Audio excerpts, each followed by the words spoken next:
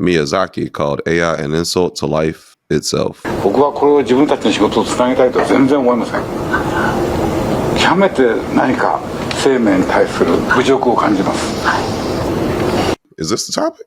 That's the that's the one. Yeah, the caption is the topic. The video and the Kind of post prior background were just context. Yeah. Gotcha.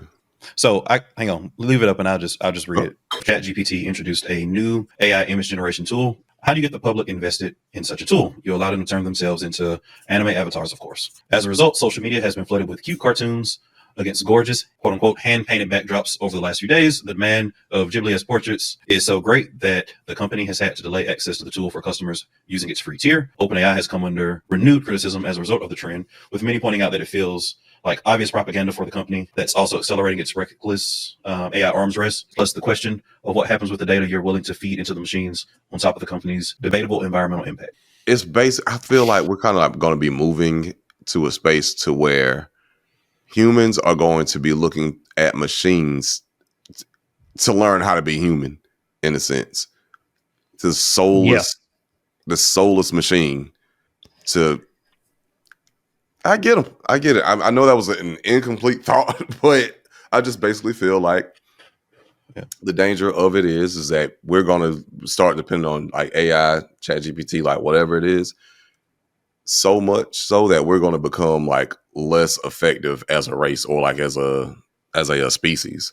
Yeah, I think that kind of extending from that, one of the sort of medium to long-term dangers of AI, this is longer term than the more urgent danger that I continue to express, which is the impact that this will have on the economy and is having on the economy.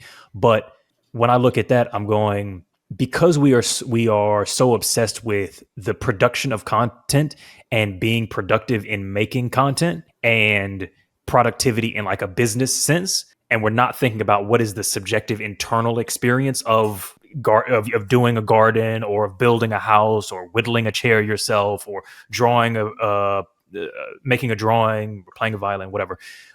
We're going to end up outsourcing all of those skills and becoming less able to do them. And the output content may be better. And in fact, I think that's highly likely that it'll be better, but we're missing the fact that the reason that you like what's the saying? Like when you learn French, your reward for learning French is that now you can speak French and that you learn French. It's not about producing or productivity. It's the internal experience of having learned something, having done something, having created something. So art is not just for the consumer, it's for the artists themselves. So yeah, to your point, there's a danger, which I don't even know if we'll get there because there's other catastrophic shit that happens before that is even a problem. But the step that happens is we're less able to read, less able to think, less able to create, and that just makes each of our lives that much less rich for it. Even if machines can do all of those tasks better, which is the case already in terms of as an average skill set, but in the future will surpass what any of us are capable of doing, and has already done that across a few domains.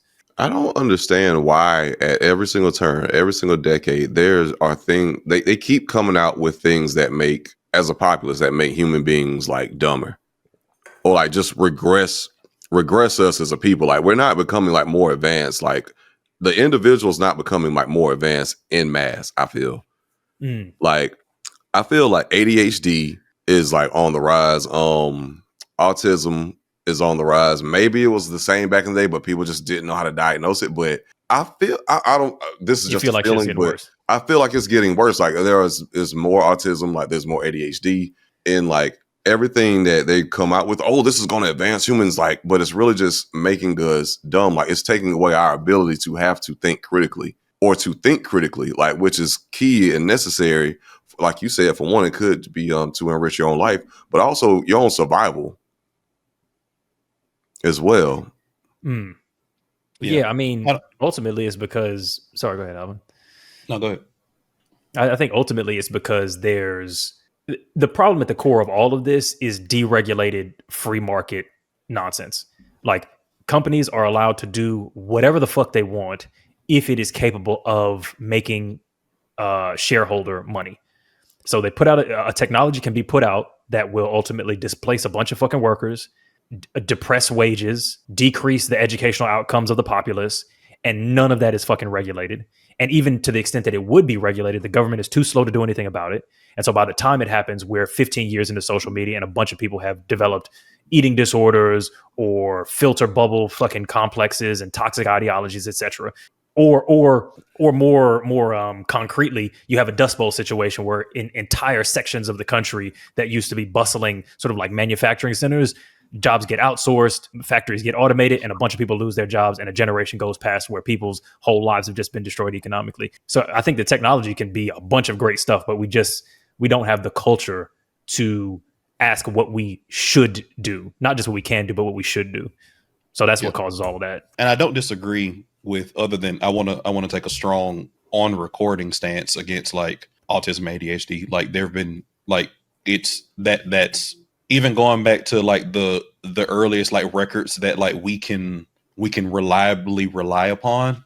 Like autism is not exploding like people think. It's diagnosis. Like it's stuff that would have been an autism diagnosis 100 years ago that didn't get diagnosed as autism for XYZ reason. I think we can all kind of, piece together. I think to shoot Josh just a little bit of bail there, because he was expressing kind of a feeling that was expressed through like a couple of clinical terms. And I agree. And I don't want to, but like attention span and like ability to socialize both have had observed dips. So and I think that's maybe more in line with what he's which are accurate, which is why I'm trying to say like that's kind of like a disclaimer, because I don't want people to misconstrue that. Yeah, so context from that perspective. So the context is that's what it is. And also all of those things are distinctly different than autism and ADHD. But I agree with that take, and I agree with both you and Joshua's overall points at the core.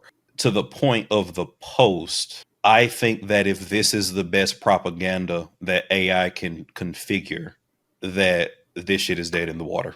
And I don't think people are going to stop doing this because I think that companies are so beholden from a shareholder perspective that they will try to make anything happen and they'll pump into it. And a lot of them are so deep into the investment of an AI situation. Mm-hmm. And we're so far away from practical real world use for the average consumer of this being like good enough to actually do stuff for the masses that they're trying to figure out ways in order to keep generating hype around this situation. So at most stuff is a gimmick. Most stuff is just like, oh, this is a gimmicky thing. I use it once and then I shut that shit off my phone and then I'm not using it again. The exception being like essay writing and like research and all that kind of stuff. But the average person isn't essay writing and doing research. That's just not the way the world is set up from this perspective. So I do think that this kind of goes more to my camp of the AI research, which is not that it's doomsday yet, which is like we're still 50 years away from this thing having any sort of like real consumer impact on it. And I know you disagree, and I'm not arguing. I'm not seeking to argue with you because like, like I know your take on it. I think your take is valid. I just don't think that the AI is that thing. And to the point of like, again, the actual research on the situation is that AI can create jobs. So UN research says that AI probably creates more jobs than it depreciates. But to Eddie's point, it's whether or not governments react fast enough in order to adjust their economies at the speed in which AI is changing, which in the current state is no. Like they're not adjusting fast enough, even right now, with me thinking that it's slower than what the field on this podcast thinks it is. Governments are still not responding fast enough to adjust their economies to the growing change that AI will 100% precipitate, just not, in my opinion, as soon as others may think. You just get into this situation where people assume that I think that this stuff is still like more advanced than it is, and I just don't think we're there yet. But I will say, to the point that was also alluded to kind of in the depths of that post, that I think before we get to the point, and also to Eddie's point, before we get to the point where AI really gets to this sort of Wall-E type AI situation where humans are completely like non-creative fat slobs, where everything is done and like the economies are completely destroyed and like there are like 50 of us left and all this kind of shit, the environment will take the brunt of it and we'll be having completely different problems. Well, yeah, that last point is fair. Like we might not get to the position where it's an issue, but A good few of y'all have already ordered this. Everybody knows that It's a Red Flag card game. We're coming out with a new one. It's called In All Seriousness. It's 100 cards, each with 2 prompts on it. One prompt that's something serious, something introspective, a deep question to bring you and your folks closer to one another, and another question that's just some unserious, silly, funny, goofy shit to just pass the time. You get to choose which one of the prompts you want to use each card, just like we do every episode during the pod, accepting in pre-orders now, and those will be going out later this month. And if you're a member of the channel, you get a 10% discount. If you pre-order now, you also get a 10% discount. So that's a double discount for those of you who are members and pre-order now. Mm-hmm. And get those now. That's it. I've got a few caveats there.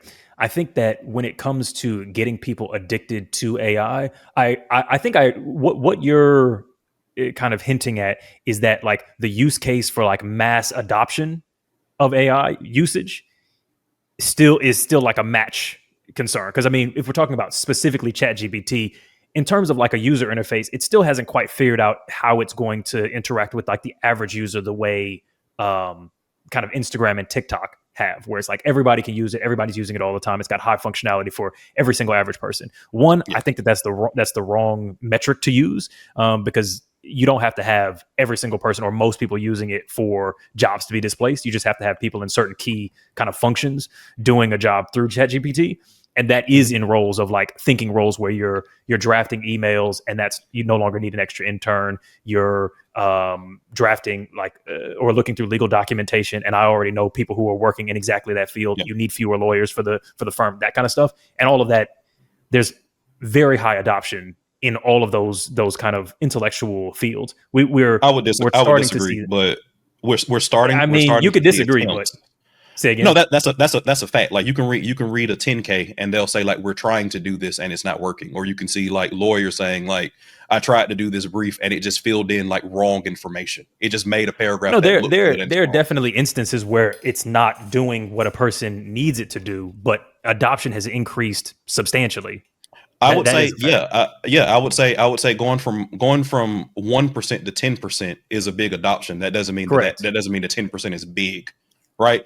So like a lot of people do percent growth. A lot of people look at percent growth as like the metric instead of like the raw numbers, and the growth percentage is big, but the percentage of use in those cases is still really small. Like they're throwing darts at a dartboard. There is not a company that is like mass using this. There are a lot of people saying to their shareholders in their 10K that we are going to do this and we're going to be able to cut roles, and they have not been able to do it. But continue. Well, I'll address what you're saying first, because again, I don't think that's the right metric to like even think about this, because yes, there's a big difference between the entire company doing all of its work through AI. So that's 100% uptake if we want to have that number there, but going from none at all to 10% of tasks being used with some amount of AI is a significant jump. And if you have 10Ks where they're attempting to get rid of roles, attempting to cut roles, which they are, that is the force that I'm talking about. So I think that you've measured what I've said relative to like an imagined line that you've put in the sand. That's not the line that I'm using. I'm using the line that exists there and which you just expressed. That's fair. That's fair. I think that I could disagree with that in very much way, but I think I'm taking away from your point. So I want to just apologize for cutting it off. But I feel like you had other stuff before we go down that rabbit hole, because I feel like that'll be a rabbit hole and you won't get to your point. Yeah, it probably will be. Your other points, right? Fuck, what was I getting at? What was the last thing that somebody else said? It was basically Alvin was like, I don't think it's happening as fast as we think it's happening. Like the adoption of AI is happening as fast as it is. Therefore, like it's not as much of a concern. Then you were saying you brought up adoption, like that you knew people in real life that could be replaced by like AI due to like AI's ability to like go through like all these documents and then like legal documents. Yeah. I know a couple of people working directly in that field to use large language models to process like legislation. And I can already see the jobs that they are cutting or aren't hiring that they would usually in order to get a particular task done. But the point that I was kind of getting at is, I think it's the wrong metric to say that mass adoption of like the average civilian isn't there yet, because I don't think that that's how you measure whether or not like jobs will be lost. You kind of look at management and like share like upper management use of something within a company, and that is happening. The extent to which, again, depends on where you draw the line in the sand. So I don't, let's not throw the baby out with the bathwater by saying like, oh, it's not catastrophic yet, therefore it won't be. But two, I think that when I'm looking at a ChatGPT doing this like kind of animation stuff, getting people comfortable with using it in order to bolster like shareholder or like investment interest so that more money can be put into research and development to increase like the tools that are offered to the people who are cutting jobs, that does matter. Because the people who are making all of these Studio Ghibli like photos, the vast majority of those folks are just regular working people who their use of AI isn't going to make a difference in somebody having a job or not having a job, but they are the kind of people who would protest or vote against deregulating this industry. And so I think that inoculates a whole section of the population that would go, hey, wait a second, I'm not an artist, but I am a telemarketer. I am a dentist's like receptionist. And this technology is being employed in a way that there's no safety net for when my job is replaced to help me get whatever new jobs AI does create. So we're inoculated there against protesting in favor of our own self-interest. So yeah, the idea that this is like not great propaganda is misplaced. It's very effective propaganda for what it's doing. So my first take to your first point is, and again, I could get into the numbers aspect of it because I picked 10% kind of arbitrarily. I'm saying that if you go from 1 to 2, that's 100% increase, and 1 to 2 is nothing. But also depends what it is. To the point, exactly, like context. For the numbers necessary in order to look at that in one direction or another. But to the point of, let me give an example. Right, let me give an example.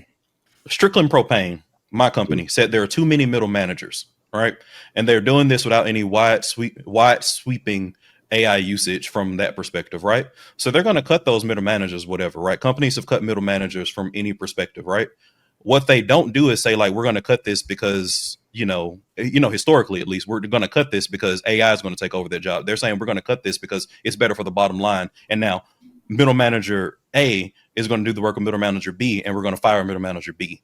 So this whole concept of like, I'm going to lose these jobs because now like AI is doing this job has not catastrophically cut jobs in the same sense when people always look to cut jobs. Like they're always looking for synergies. They're always looking for that. They're always doing this. So like if you look at like the data analytics world, for example, a data engineer that can also do the job of a data scientist and a data analyst, which are all three very different things, allows them to cut out a role. So they just make one person do all of these jobs. And that's been the MO of business forever. So unless you scale it to a point where like it is business adoption, I don't see that as any different than business looking for synergies in any other situation, because business has always done that and it has been catastrophic to business. In regards to propagandizing stuff, I think it's bad propaganda because, again, it's one-off, right? So the very nature of an AI model, the very nature of that requires at minimum mind share and at most data in order to be fed, right? So I don't know about y'all. I ain't seen a fucking Studio Ghibli meme in fucking like 2.5 weeks.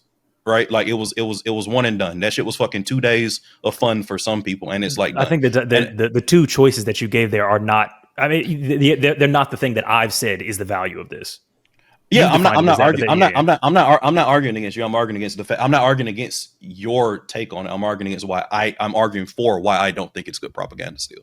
And I don't think it's good propaganda because, again, something that's one off, something that you don't drive adoption to, doesn't give it data.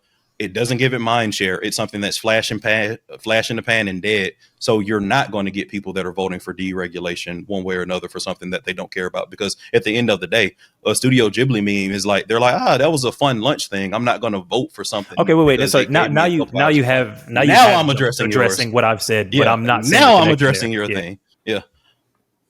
But I haven't seen how you jumped linguistically to it, but I don't see what the evidence is that doesn't inoculate people against voting for regulation. I mean, if we're talking about evidence, neither of us have presented any evidence. We're just talking, my bro. We're doing. Ain't nobody gave no evidence this whole segment. So I'm not going to be the one to buck the trend. Not evidence you're thinking, then yeah. Ain't nobody gave no evidence today. Thinking. I've heard you. You said it now 3 times. I'm just curious how you got there from one to the other. Man, I'm gonna say the fourth too, man. I don't even know how we're gonna get there. But you know, you can say the 5th, but I'm curious. Again, I'm curious why you think. I know, my guy. I know. Again, like I felt like I laid out my thoughts from that perspective. I felt like that was done. If you don't get it, I kind of don't know where that is, but we can agree to disagree. I'm good with that. Yeah, fair. Let me back up if it has gotten to weird territory. Like, I guess my thinking is, are you saying that because it is flash in the pan, it doesn't have any real impact on whether or not people are likely to be more comfortable with the technology and less likely to question it? Is that the idea? I think that because it's flash in the pan, it has zero mind share, which means that people don't associate that with anything that's meaningful to their experience at all. I think that's how I'm defining mind share. See, because I'm thinking that join a community, baby. You know what I'm saying? It's waving the red flag. A lot of you people are new here and we'd love to see it. We'd love to have you on board. We got the Patreon. The full episodes are also a part of the community benefit. So definitely take a moment out and subscribe and join the family.